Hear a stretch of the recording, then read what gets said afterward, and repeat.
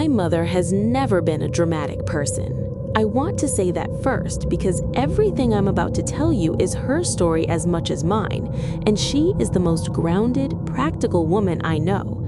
She is not someone who sees danger where there is none. She is not someone who panics.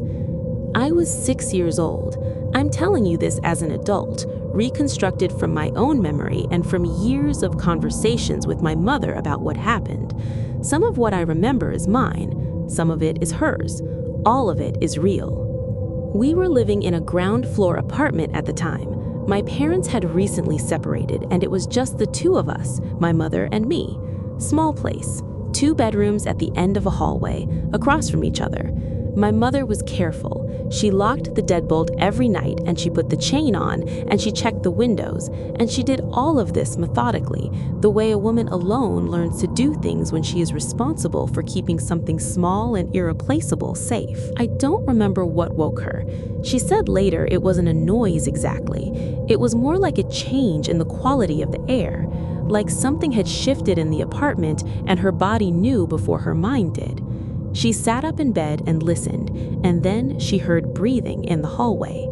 She told me she thought she was still dreaming. Then she heard it again. She crossed to her bedroom door and opened it, and there was a man standing in the hallway, not moving, just standing there in the dark between our 2 doors. What she did next was the thing she has always said she cannot explain. She didn't scream.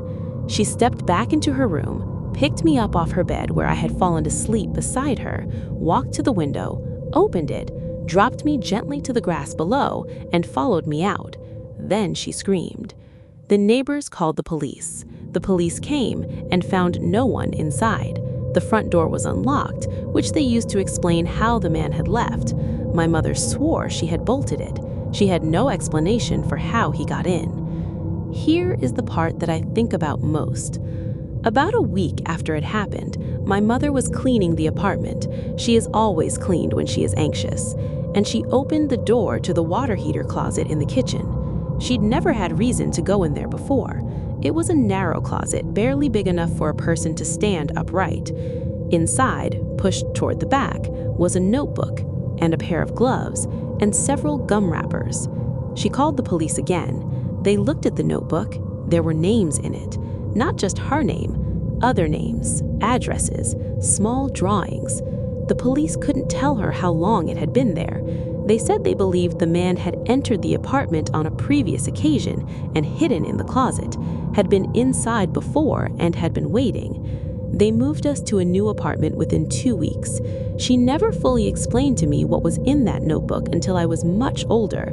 When she finally told me, I understood for the first time why she had never once after that night allowed our front door to go unlocked for any reason, not even while we were inside, not even in the middle of the day. I have my own apartment now. I have my own routines, and I have inherited one habit from my mother without ever consciously deciding to do it. Every single night before I go to sleep, I check every closet in my apartment. Not because I believe someone is there, because I know it's possible.